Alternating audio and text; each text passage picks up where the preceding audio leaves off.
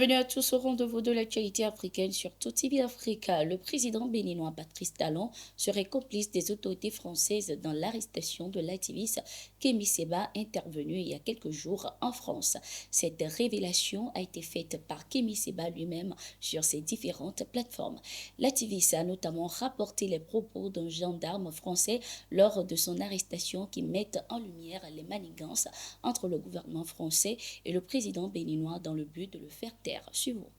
Je pense que les tenants du néocolonialisme, les dirigeants français et leurs ahuris services de renseignement français, membres de la DGSI ou de la DGSE, ainsi que leurs caniches à la tête de nos États, j'ai une forte pensée pour le président Patrice Talon, dont je sais, de source sûre, qu'il a fortement comploté avec les autorités françaises pour que je puisse être arrêté. J'ai en souvenir le message d'un policier, le discours et les propos d'un policier lorsque j'étais arrêté avec le bras tordu, à une arrestation violente, qui me disait alors, monsieur Séba, c'est vous qui voulez être le président du Bénin? Pour qui vous prenez-vous? Vous pensez que vous pouvez faire mieux que Patrice Talon?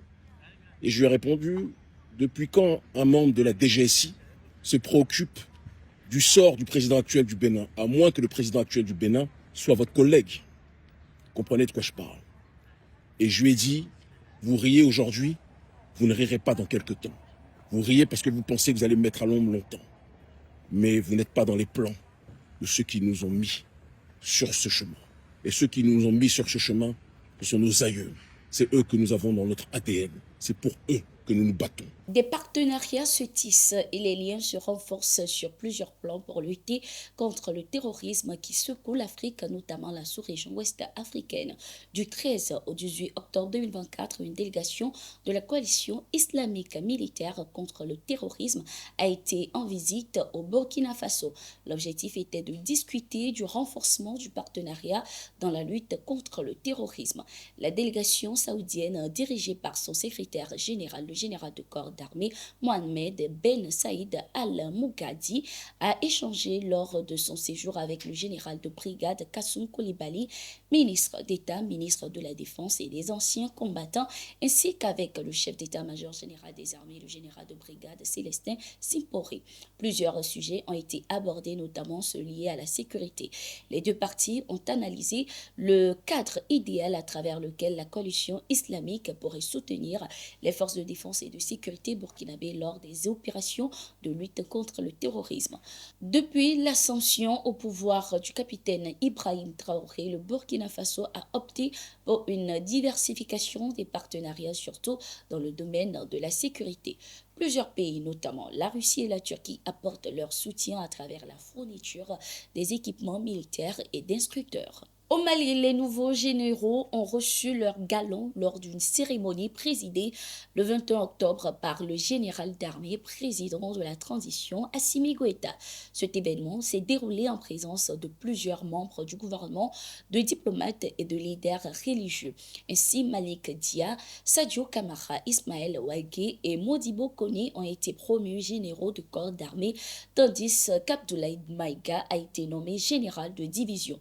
D'autres officiers de haut rang comme Daoud Ali Mohamedine, Abderrahman Babi, Abdoulaye Sissé, Moussa Moriba Traoré et Keba Sangaré ont également été élevés au grade de général de division. Ces distinctions ont été remises par Assimi Goïta, lui-même promu général d'armée à titre exceptionnel, devenant ainsi le plus haut gradé de l'armée malienne. Les récipiendaires ont exprimé leur gratitude envers le peuple malien, soulignant que ces promotions constituaient non seulement un honneur, mais aussi un appel à de plus grandes responsabilités. Rappelons que la décision de promouvoir ces militaires a été prise lors du Conseil des ministres du 16 octobre 2024 en reconnaissance de leur dévouement et de leurs efforts pour la stabilité du pays. En Tunisie, au palais de Bardo, le président Kais Saied a prêté serment pour un second mandat ce 21 octobre 2024. Cette cérémonie a rassemblé les deux chambres du Parlement, à savoir l'Assemblée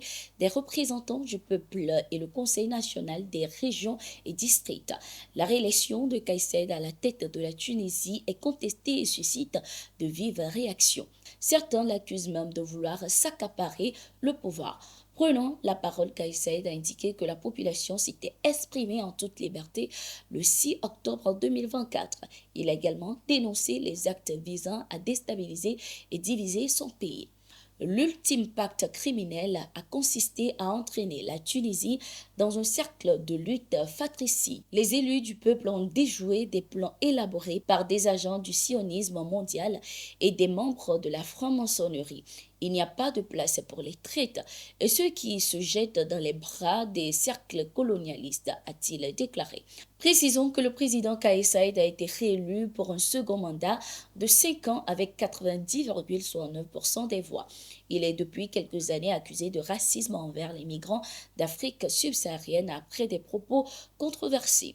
Au Kenya, après sa destitution, le vice-président Rigathi Gachagua a pris la parole ce 20 octobre 2024 et a accusé l'administration de William Ruto de tentative d'assassinat. Sortant de l'hôpital où il était soigné pour de fortes douleurs thoraciques, il a laissé entendre que William Ruto était à l'origine de la dégradation de la situation politique et économique du pays. Il a exprimé des craintes pour sa vie, évoquant avoir échappé à 2 tentatives d'assassinat.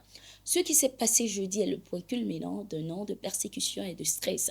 Il est déplorable de voir qu'un individu puisse être aussi vicieux envers une autre personne qu'il a pourtant aidé à devenir président.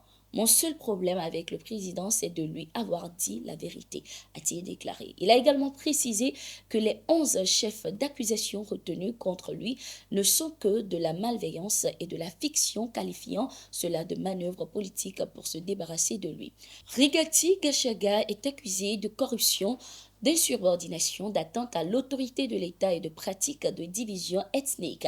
Il est soupçonné d'avoir soutenu les manifestations qui ont secoué le pays il y a quelques mois, causant plusieurs blessés et morts. Récemment, la Haute Cour a autorisé sa destitution. Après la contestation de cette décision par ses avocats, la Haute Cour a suspendu la nomination de Kindiki comme son remplaçant. Rigathi Gachagua, de son côté, estime avoir confiance en l'avenir de la procédure. Au Nigeria, le chef d'état-major général des armées, le lieutenant-général Lagbaja, est en vie.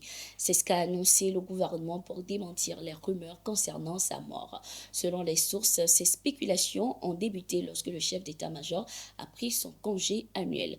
Nombreux sont ceux qui se sont plaints du vide de leadership et d'autres ont même insinué la mort du chef d'état-major en prétendant que nouveau chef d'état-major par intérim avait été nommé. L'armée a rejeté toutes ces allégations, affirmant qu'il n'y avait jamais eu de nomination pour remplacer le titulaire du poste. De plus, l'armée a souligné que ceux qui colportent de telles rumeurs et prônent la déstabilisation feraient face à de sévères sanctions. Ceux qui prônent une prise de pouvoir militaire, comme on le voit dans une vidéo virale, doivent être conscients que de telles actions constituent une trahison en vertu de la Constitution. Les agences de sécurité ont été mandatées pour prendre les mesures nécessaires contre tout individu ou groupe prônant des changements anticonstitutionnels dans le pays, pouvait-on lire dans le communiqué. C'est la fin de cette édition. Merci d'être resté avec nous. Nous sommes en continu sur nos différentes plateformes.